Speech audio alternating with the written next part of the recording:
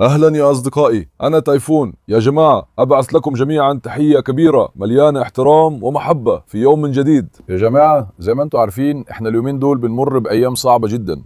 آخر حاجة خسرناها كانت هايدوت، وخسرنا بعض ولادنا كمان، وما قدرتش أنزل لكم فيديوهات، واحنا مكملين في علاج أولادنا اللي لسه موجودين معانا. بقالي كذا يوم بنزل صورهم على الانستجرام، خصوصا ديستنس، صوفيا ويرا، التلاتة كمان تعبوا، واحنا بدأنا علاجهم من حوالي 3 ايام ولا 4 ايام، وجبنا لهم ادوية مخصوصة من بره البلد. كل ده عشان نقوي مناعتهم. احنا بنعمل كل اللي نقدر عليه علشان ولادنا. وفي الفترة دي انا ما قلتلكوش، تقريبا بقاله 20 يوم كده جالنا جراوي كأن كورسه في المزرعة، ما شاركتش ده معاكم. كان عندهم برضو مشكلة صحية، الحمد لله عالجناهم وأنقذناهم، ودلوقتي صحتهم كويسة جدا ما شاء الله. النهاردة هعرفكم عليهم. وبارح برضو ودعنا عدد كبير من الأولاد من المزرعة، تقريبا المفروض يكونوا 8 أو 9. ودينا 8 أو 9 من أولادنا للعلاج. يعني احنا في مرحلة وقعنا فيها في فوضى يا جماعة، بسبب مرض انتشر بين كل الأولاد، بقينا مش عارفين نتصرف. أنا بعمل كل اللي أقدر عليه عشان الأولاد يخفوا، الصبح وبالليل وبالسهرة بنحارب عشانهم. عارف إن أهملت الفيديوهات في الفترة دي، سامحوني، وإن شاء الله نعدي المرحلة دي على خير. هحاول ابعت لكم فيديوهات كتير، واتمنى منكم تدعوا لنا وتدعمونا، ده طلبي منكم اصحابي. دلوقتي قلت ابدا الفيديو مع عيال فستق. يا حبايبي عاملين ايه؟ يا جعانين؟ فين ولادي يا فستق؟ العيال كبروا قوي يا حبيبتي، بصوا على جمالهم، شوفوا ولادنا ما شاء الله كبروا قوي، هم كمان كانوا تعبانين. كنت قلت لكم الحمد لله انقذناهم كلهم، ما فقدناش ولا واحد منهم. الحمد لله اولادنا كويسين جدا، قولوا ما شاء الله عشان العين ما تصيبش ولادنا.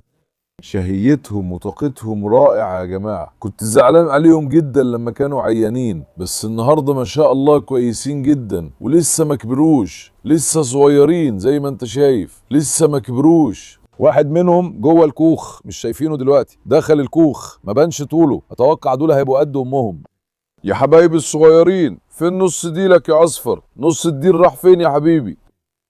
التلاتة دول من غير ديل، واتنين عندهم ديل، صح؟ في منهم ديل قصير زي امهم. يا حبايبي الصغيرين، وريني روكي بتاعي هنا كده. روكي هنا ازيك يا روكي يا بطل؟ روكي كمان بقى بيقعد هنا بيلعب، ما بقاش يحطه في الكونتينر عشان موضوع المرض. كنا اخدنا العيال التانيين. دلوقتي بقى يا جماعة احنا بنعقم كل مكان في المزرعة، الاماكن اللي الكلاب فيها كل حتة بننضفها بالكالور. احنا بنكسر الصبح وبالليل كذا مرة، اوضهم، البلكونات قدامهم، كل حتة، علشان الفيروس اللي جاي ده يروح بسرعة.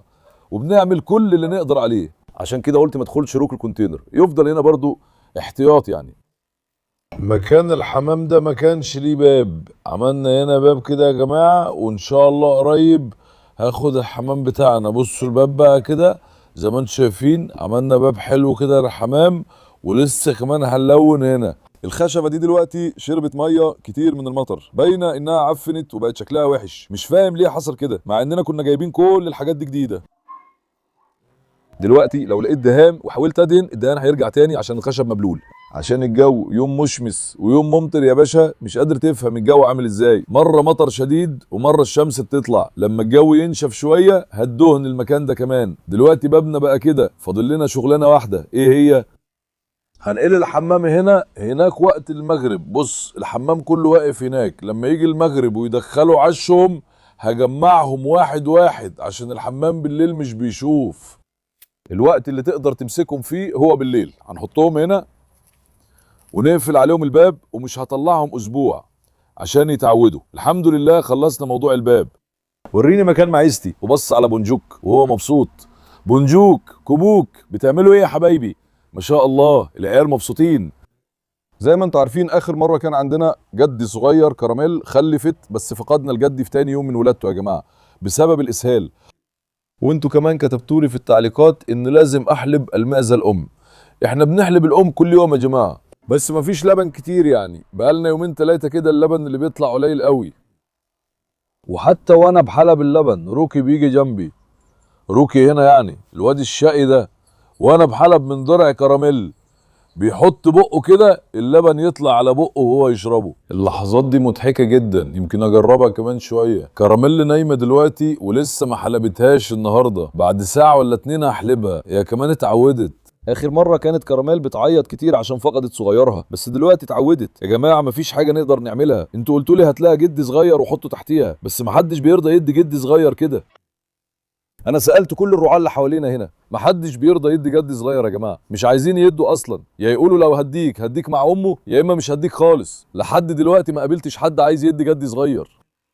لو كان حصل كده كنت هجيب لها جدي صغير واحطه تحتيها، بس للاسف ما حصلش، سالنا ودورنا وما لقيناش. وانتوا عارفين السقيفه بتاعتنا ده انا لسه عاملها جديد. ما شاء الله المكان هنا بقى جميل قوي يا جماعه، الطيور والماعز وانا كلنا ارتحنا، بجد بقى رائع. المكان هنا كان بيبقى طين قوي، دلوقتي الحيوانات قاعده مرتاحه ومبسوطه وخرجوا من الطين. مكاني بقى جميل، على الاقل هنا دلوقتي بالنسبه لي مكان رائع اهو، اغير فيه جو لان كمان زهقت من الحاجات دي. يا باشا فين احطهم في الطين دلوقتي؟ الحيوانات بتتوسخ وبتتببل وكده، اللي عملناه ده فعلا كان كويس ليهم وريحهم وكمان ريحني انا. هروح مكاني كمان شويه، كنت محضر اكل للاولاد هوريه لكم كمان.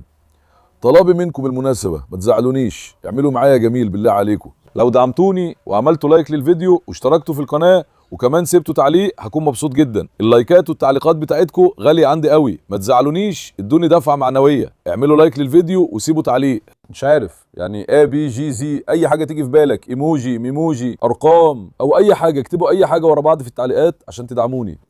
بص كده دول مبسوطين قوي، تعال شوف جوه الزريبه كده هوريها لك تاني، اصلا هم مش بيدخلوا الزريبه طول الوقت نايمين بره. بص اخر مره حطينا هنا تبن، المكان زي ما هو كده بس هم مش بيدخلوا جوه كتير، الماعز دايما نايمه بره. هنا كمان عملنا باب بس هم حبوا القعده بره اكتر. على فكره جراوي كأن كرسو اللي جت جديد ما شاء الله جمالهم رهيب يا جماعه. هو حصل معانا سوء حظ بسيط فيها، خدنا الجراوي وكان عمرهم 3 شهور، بقالهم حوالي 20 يوم عندنا، يعني نقول 3 ل 3.5 شهر دلوقتي. الشخص اللي بعت لنا الجراوي بعتهم وهم عندهم اسهال دموي، طلع عندهم بارفو. اول ما استلمت الجراوي لقيت الاعراض واضحه، دم في الحمام وكل حاجه، كان في كحه وعطس ومشاكل كتير، دخلناهم على العلاج فورا، بس الشخص اللي خدنا منهم ما قالناش اي حاجه عن كده.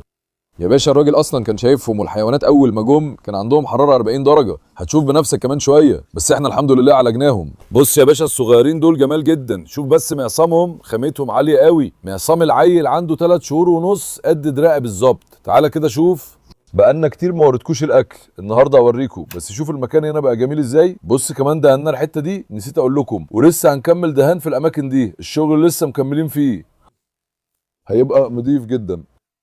دلوقتي يا جماعه بصوا النهارده ما عندناش اكل كتير، ليه؟ عشان بقوا مش بياكلوا كتير، بقيت اعمل لكل واحد اكله لوحده. استنى اخلط ده من هنا بمعلقه، ما عملتش حاجات كتير، عملت كبده ماشي، حطيت حوالي 2 كيلو كبده جوه ده، وكمان ضفت اكل ناشف. ده بس اكل دستان، اكل دستان، ولسه هعمل اكل تاني للعيال التانيين. دستان فيه مشكله كبيره دلوقتي يا جماعه، العيال مش بياكلوا الاكل المعلب الطري، جبت احسن نوع اكل معلب وجربت انواع كتير، بس مش بياكلوا كل الماركات، حتى الاكل الناشف مش بياكلوه، بيحبوا الكبده، بياكلوا الكبده الحمد لله، بياكلوا الكبده وكمان بياكلوا فراخ وحاجات زي كده. دلوقتي كان في كبده فعملتها، مش بياكلوا حاجه تانية، عشان كده بديهم كمان اكل ناشف، لان لو اديتهم كبده بس بتعمل لهم اسهال. لما بيعمل لهم اسهال بستنى شويه علشان الاكل ينعم شويه، هحط شويه ميه على الاكل الناشف واهرسه وبخلطه مع الاكل الناشف علشان ينظم لهم الاخراج. نفس مرض هايدوت جالهم هم كمان.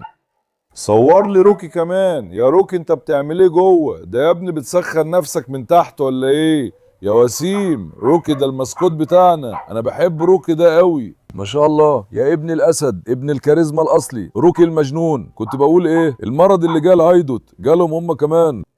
يا باشا احنا جبنا الدواء من بره البلد، انت احسبها بقى، عشان اخليهم يخفوا بعمل كل اللي اقدر عليه وبكل جهدي. اي حاجه لازمه الحمد لله بطلنا السيروم عشان بقوا بياكلوا، لو ما كانوش بياكلوا كنت هوديهم على السيروم. بس يعني مقويات مناعه، فيتامينات، مضادات حيويه، اي حاجه لازمه بنعمل كل حاجه من الالف للياء. ان شاء الله هم كمان يشفوا بسرعة يا رب، لانهم فعلا اتصابوا بفيروس قاتل. ان اشوفهم كده بيوجعني قوي، بس بدعي ربنا كتير. ان شاء الله ربنا يحفظ ولاد مارينا ونقدر ننقذهم بالسلامة. هما دلوقتي في غرفة الولادة وعزلتهم عن باقي العيال كلهم. لو لينا نصيب بكرة او بعده اللحام بتاعنا هيجي. انا اتفقت على كل الاقفاص، هيعملوا اوض جديدة للحجر الصحي في المزرعة، وهيصلحوا كل الاقفاص والابواب المكسورة وكل حاجة من الالف للياء. اتفقت على كل حاجة من الالف للياء. ان شاء الله الصناعية يجوا يمكن بكرة او بعده يجوا.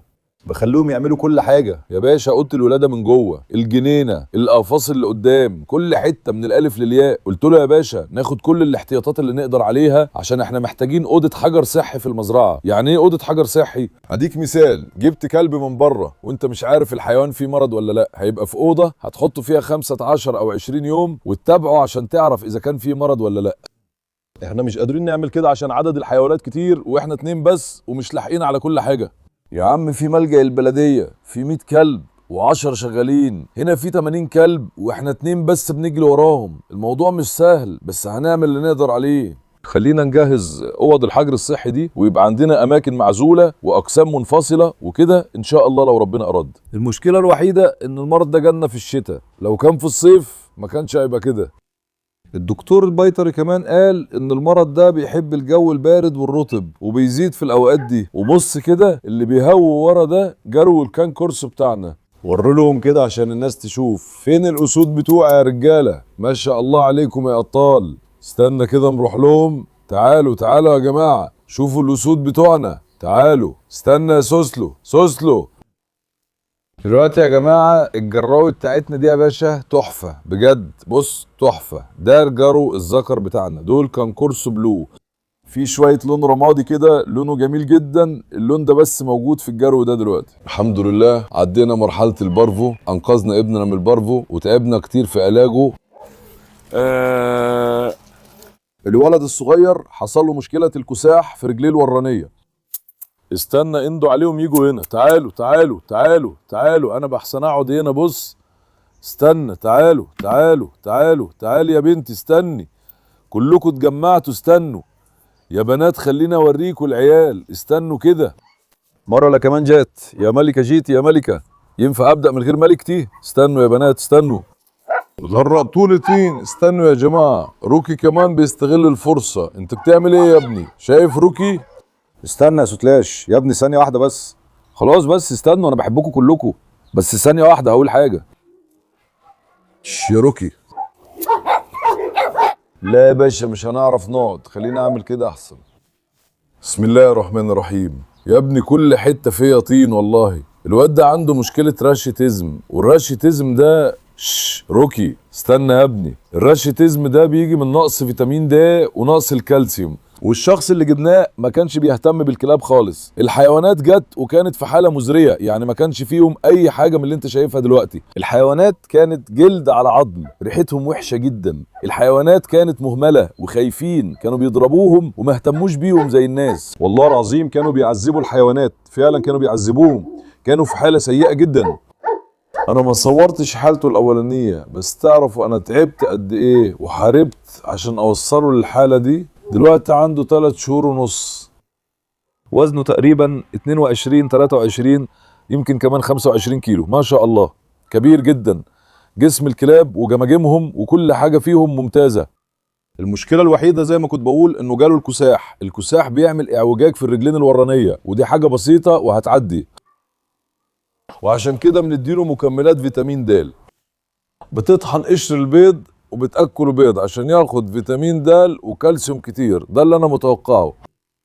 منعت الحيوان قلت، وكمان لما جبتهم حطيتهم في غرفة الولادة الأرضية سيراميك، خصوصا ان الخرسانة بتأثر جدا على الكساح. الخرسانة بتخلي الحالة أسوأ لما ما يلمسوش الأرض، وأتوقع رجليه هيتحسنوا في خلال 15 أو 20 يوم.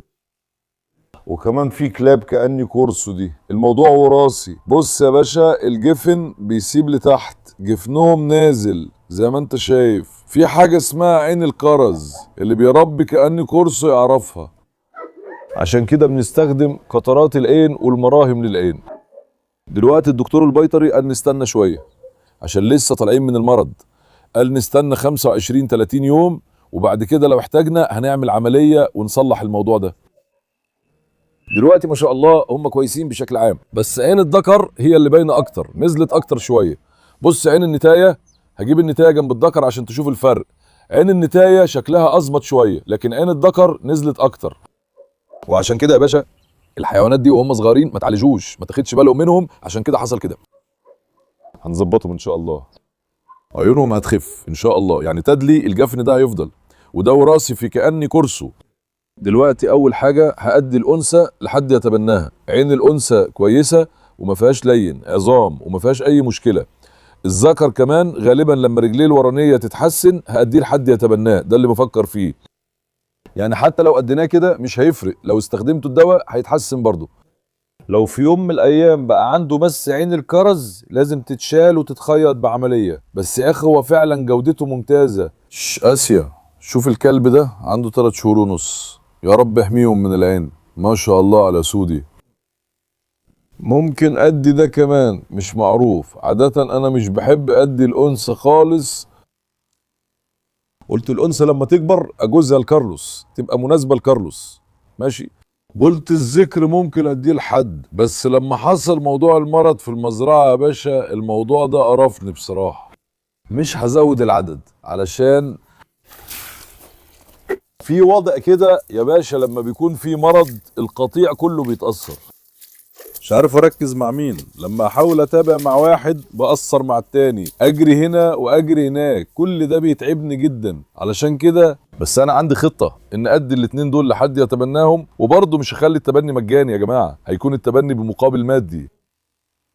عيال ممتازين، جودة عالية، بس رجلين الانثى كويسين، عندها بس شوية ترهل في عينها، وده طبيعي بيحصل مع نص كلاب الكين كورسو. والذكر كمان لو رجليه تتظبط يبقى تمام. هو عمل كده عشان السيراميك، نديله شوية مكملات وهو هيتحسن. المطر بدأ، شايف؟ كارلوس بابا أسيل، أنا متوقع الذكر ده هيبقى قد كارلوس، بس حبيت أقولك ده توقعي. الذكر كبير قوي يا باشا، أنا شفت كلاب كأني كورسو كتير، ما شاء الله كبير فعلا، لو شفته من قريب هتفهم أنا قصدي إيه. يا جدعان المطر بدأ جامد قوي. الحمد لله عيالنا كويسين، مفيش أي مشكلة من الناحية دي. هيكتور، هيكتور تعالى. هيكتور بابا خس شوية، انا اديته دواء ديدان داخلي، وكمان اديته فيتامين بي علشان يجدد خلايا الدم ويفتح نفسه للاكل ويرجع لطبيعته. هيكتور بابا كمان كويس بس خس شوية، هنركز معاه اكتر شوية ونشوف ابننا هيبقى عامل ازاي. مدام زينا ولدت الحمد لله، الف مبروك لينا، انا طلعت زينا من هنا. دلوقتي جهزت لها اوضتها في قفص تاني وهي قاعدة هناك. لو حابين اصور لها فيديو كمان يا جماعه اكتبوا في التعليقات، او لو الفيديو ده جاب 7000 لايك هصور لها فيديو برضه. دلوقتي كان عندنا هنا بنتين، دول ان شاء الله هيمشوا بكره يا جماعه. كل القفاص دي فضيت خالص، كل الجراوي اللي هنا بعتناهم، للاسف خسرنا 1 2 3 4 من الجراوي اللي هنا، والباقي دخلناهم علاج. بعتناهم كلهم وبعتنا جسور كمان، وكل مكان هنا فضي، المكان كله فاضي، بس كراميل وسوتلاتش هم اللي فاضلين، الاتنين دول اناث، وكمان في 2 من الكرباش فاضلين، يعني 6 في المجمل، وعلى الاغلب هنوديهم كمان. عارف ايه هو السبب الرئيسي في انتشار المرض ده من الاول؟ جسور. انتوا عارفين جسور جن الملجأ يا جماعه؟ بص بقى، في الملجأ في 1000 نوع من الكلاب، مين فيهم مريض ومين كويس؟ الراجل هناك مش هيعرف يفرق، بيحط كل حيوان في مكان. ايه اللي بيحصل ساعتها؟ هناك بتكون في امراض قاتله وفيروسات. جسور راح هناك وقعد 3 ايام، وفي ال3 ايام دول اتصاب بالفيروس ده، وبعدين ايه اللي حصل؟ احنا كمان كان عندنا شويه اهمال، وزعلت على جسور، قلت ننقذه من هناك يجي الحيوان هنا ويثق فينا ويبقى مبسوط. خليته يتعود ويتعامل مع حيواناتنا. في اللحظة دي ما جاش في بالي يا تيفون، يا ريت كنت عزلته، والله العظيم ما جاش في بالي يا جماعة. لو كان جالي في بالي ما كنتش اخليه يتعامل معاهم ابدا، بس والله زعلت عليه قوي، الحيوان اتضرب واتعذب، قلت اعتني بيه واخليه يتعود على الناس. وكمان لما جه في الاول حالته الصحية ما كانتش باينة عليها انها وحشة، يعني كان متعذب بس صحته كانت كويسة، ما شفتش عليه اي علامة كده. بس المرض ده ليه فترة حضانة حوالي 15 او 20 يوم، وبعدها بيظهر، ولما تبدأ الاعراض تظهر عليه يلا ربنا يسهل. هو نقل العدوى للكل، عشان كده وديناهم للعلاج. مفيش حاجة في ايدينا يا جماعة. ان شاء الله ولادنا اللي راحوا يرجعوا بصحتهم ويبقوا كويسين. يا رب ما يحطش حد في الموقف ده ولا حد. يعني لو بتربي كلب او اتنين ماشي تقدر تتصرف، بس تودي كل دول ياخدوا محاليل، تاخد عيال فستق، تاخد ديستان، وكلهم والله ما اقدر اوصف لكم. حط 20 كلب في العربيه ووديهم ياخدوا محاليل، وتقعد جنب ال20 كلهم، والدكتور البيطري يجي هنا ويعمل العلاج هنا. يعني شوفنا عذاب قد ايه. مش سهل خالص يا جماعة، والله ما اقدر اوصف لكم. لو كان عندي طاقة اصور اللحظات دي، او كان عندي دافع، والله العظيم كنت صورتها ووريتها لكم من الزعل. دلوقتي اتعودنا شوية، بنحاول نفرح علشان ولادنا يكونوا كويسين، وبنحاول ما نخليش معنوياتنا تقع، والا انا كمان هنهار زيهم. فاهمين قصدي؟ ما نزعلش نفسنا، نفرح علشان نقدر نهتم بولادنا اكتر يا جماعة. تعالى ياما الدنيا مطرت جامد، تعالى ندخل هنا شوية. يا عم بقول لك الجو كل شوية مطر ينزل فجأة، في حاجة بتحصل. احنا كل يوم بنعقم كل الاقفاص دي بالكالور. زفير ولا زفير، نسيت اسمه يا جماعة. كل يوم بنعقمهم. الكلاب دي لسه راحت من يومين بس، بقالي يومين ما دخلتش كلاب هناك. قلت نخلي المكان فاضي كمان 3-4 ايام، ونعقمه كمان 3-4 ايام عشان يبقى نضيف خالص، وبعد كده نحط كلاب. يا عم مفيش حل تاني، انا مش عايز اخاطر باي شكل. يعني خلينا اقول لكم حاجة كده، دي كمان كانت درس كبير لينا يا عم. كنا نعمل خير وزعلنا بس. هو الواحد من غير ما يحصل له حاجة او يجرب بنفسه مش بيعرف ايه اللي بيحصل فعلا. الحياة بتتعلمها من التجربة، وبتتعلمها وانت عايشها. عشان قبل كده عمري ما حصل لي موقف زي ده، وخدتها بدافع انساني وضميري، وزعلت، بس كان الدرس كبير فعلا. عشان كده بعد كده مش هاخد يا باشا، مش هاخد. ولو فرضنا اني اخدت، كل اوض الولاده هناك هتتعمل اصلا. هتعمل هناك اوضه عزل، اوضه معزوله، تتابع الحاله وتعمل التحاليل، وبعد كده لو مفيش مشكله خلاص يا باشا. فاهمني؟ الحمد لله انقذنا كلاب كان كورسو كمان، ودلوقتي هم كويسين. ايه اللي حصل؟ انقذناهم من المرض. هنا برضو مناعه الحيوانات دلوقتي ما شاء الله قويه. المرض ده جالهم مره ومش هيجي لهم تاني. النهارده كمان الدكتور البيطري هيجي، وان شاء الله هنعمل لهم تطعيمات. الكلاب ان شاء الله مش هنشوف الحاجه دي تاني ابدا. روكي، رجعت مكانك تاني يا روكي. يا شقي يا روكي يا ابني الوسيم، ده كمان راجل والله. روكي بيسمع الكلام زي الراجل، ما شاء الله على ابني الوسيم. ما شفتوش نورة هانم؟ انا قفلت على نورة كمان. نورة دخلت في فترة الشبكة يا جماعة، وانا عملت اللازم مع نورة. جوزتها مع هيكتور، بس حبيت ابلغكم كنت هتجوزها مع كارلوس، بس نورة ما حبتش تتجوز كارلوس. مش فاهم ليه كده. جوزتها مع هيكتور وبعد كده فصلتهم، والنهارده هجوزها مع هيكتور تاني. ان شاء الله نورة وهيكتور يجيبوا لنا جراوي حلوين. لو عايزين فيديو خاص معاهم اكتبوا في التعليقات وانا اصوره. المرة الجاية انا اوريكم زينا كمان. روكي هتاكل يا روكي؟ يا شقي يا روكي. روكي مش فاتح نفسه الاكل. الكاني كورسو راحوا فين؟ طب نديلهم وجبة، انا اصلا باكلهم لحد ما يشبعوا. لو كنتوا شفتوا الحيوانات اول ما جم كنتوا قلتوا لي يا تيفون انت عملت ايه؟ ازاي خليت الحيوانات دي تبقى كده؟